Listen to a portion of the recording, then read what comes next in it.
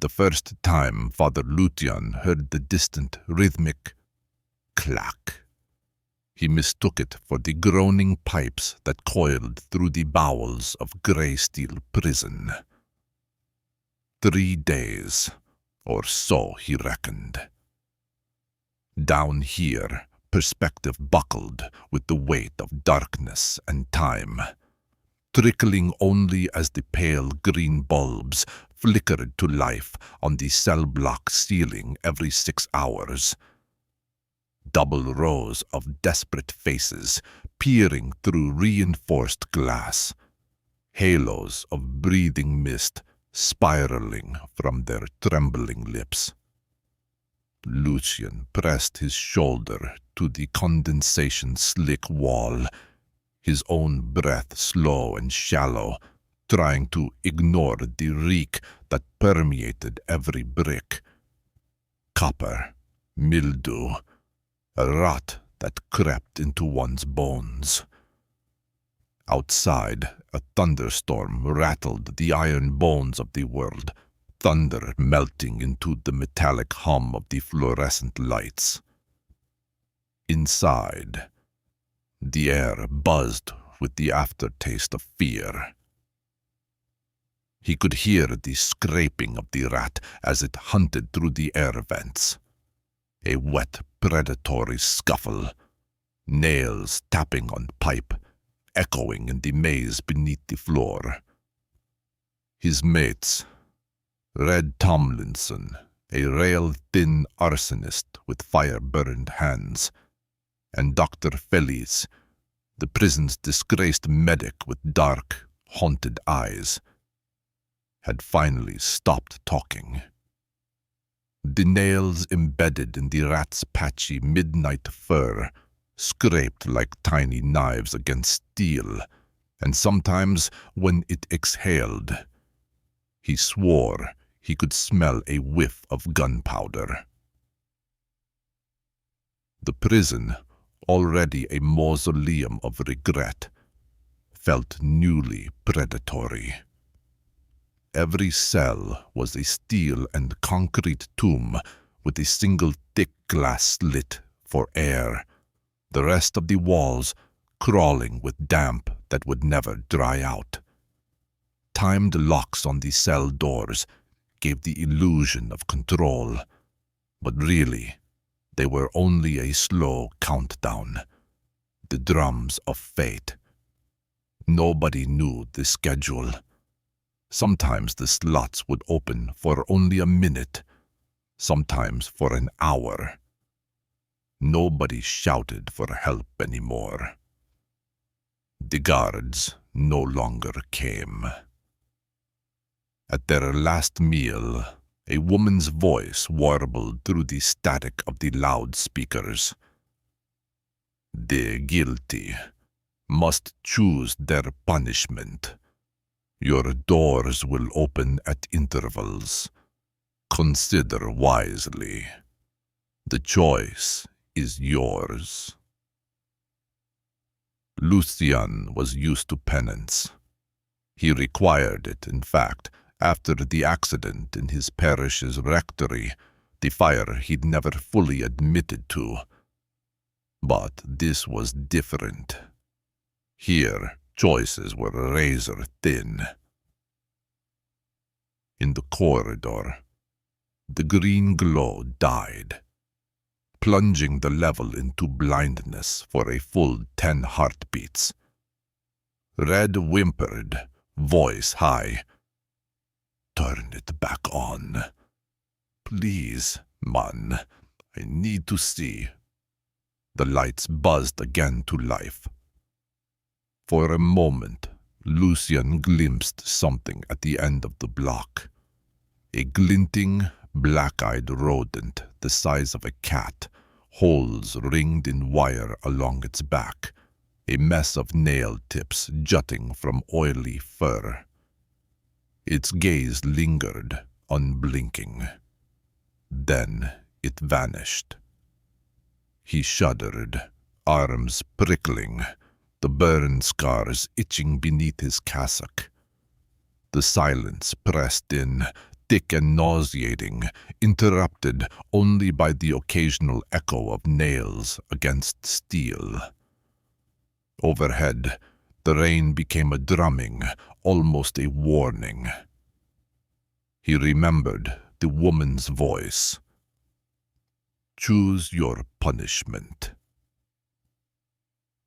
Red's hands shook as he rubbed his fingers, voice barely above a whisper.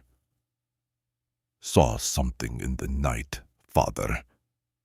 When the slot opened. Black, crawling thing. Hissed my name. Don't talk about it," Feliz muttered, clutching a Bible so tight the pages bunched. "If you see it, it means it's close. If it's close, it means it's come for you." Lucian studied the glass slit, narrowing his eyes. The world outside was rotting, sure, but down here it had already decayed. Every mistake he'd ever made curled in his gut, writhing. He wondered if the others felt it too. The clack, repeated. Closer, more insistent, accompanied by a metallic clatter. The sound of something dragging its bristling, lethal body along the vents. Lucian pressed his ear to the wall, sweat collecting at the nape of his neck. Feliz began to pray quietly, a raspy, fevered mutter. Red stood, pressing his face to the glass, peering down the corridor. "Father, you ever kill a man?" Red asked, his voice oddly flat. Lucian flinched. "I hurt people," he murmured. "In my way. Does it matter if we admit it? Down here, I mean." Red whispered. "Doesn't seem like anyone cares about truth." The locks on their cell doors thudded, a sequence of mechanical groans echoing down the hall. The slot swung open with a mechanical hiss. Red was out first, warily stepping into the gloom as a chorus of doors opened, then slammed shut in frantic, uneven rhythm on the far side of the block. The light flickered again. Feliz clung to Lucian's sleeve, nearly dragging him from the cell. As the three men slipped into the corridor, Lucian caught a whiff of sharp, burning powder and the sickly sweet stench of decay. Something almost animal, but far more cunning.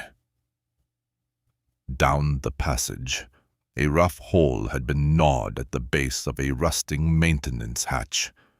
Bits of wire and bloody fur outlined the jagged opening. The rat had breached the barrier. Feliz wheezed. "It's picking us off, one at a time. No keys, no guards, no hope." A scream cut down from the far block, shrill, then abruptly silenced. Lucian's skin crawled, every sense sharpening to a painful point. Their options shrank to a razor's edge. Behind them, the locks clicked ominously, one after another, closing their only avenue of retreat. A fresh set of locks would open at the next arbitrary interval, but to wait was to risk another visit from the rat. "It's a test," Lucian said desperately. She said, "Choose your punishment." "What does that mean?" Felice's lips trembled. You can choose to escape, or you can choose to hide, or you can choose to face it. Red's face was wet with sweat and tears. I didn't want anyone to get hurt in that fire. I just wanted money. I never knew. The corridor reverberated with a sudden metallic crash. The rat burst from a vent, impossibly fast. A mess of black sinew, spars of wire bristling along its spine, each nail studded into flesh like the spikes of a homemade bomb. Beady eyes glared with malignant intelligence. It charged Red, mouth opening to reveal a tangle of twisted steel for teeth. Red screamed, turning to run, but the rat was already on him. The blast of an explosion ripped through the air, nails, glass, and hooks whistling down the corridor, shards ricocheting off the stone walls. Red's body fell, twitching, crimson pumping over the flagstones.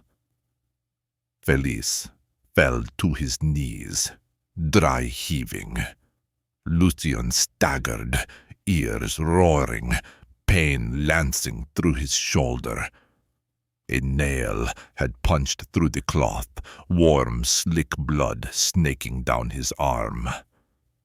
He felt the tick of the locks behind him, another opportunity shutting tight. The rat pawed at the remains, nosing through flesh, tiny wires sparking.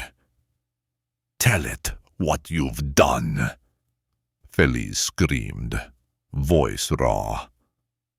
Lucian stared, heart in his throat. "I started the fire. I watched them burn. I lied. God forgive me. I lied." The rat paused, head cocked. In the gloom, its eyes flashed, a warning, a dare. The lights flickered, plunging the block into darkness. Somewhere, another door clicked open. Through the thick dark, Lucian heard a scuttling.